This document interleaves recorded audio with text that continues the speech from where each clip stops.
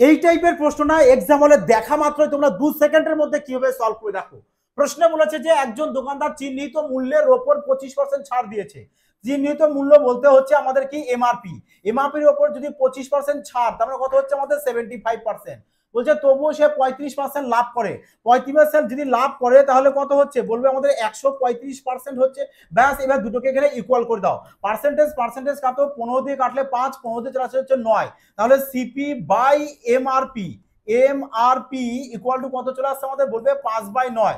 দেখো 5/9 এসছে, তোমরা 5কে কি করো সিপি কে 100 করে দাও, মানে একে 20 দিয়ে গুণ করে দাও, তাহলে একেও 20 দিয়ে গুণ করে দাও। তাহলে দেখো কত চলে আসছে বলবে 100/180 চলে এসছে।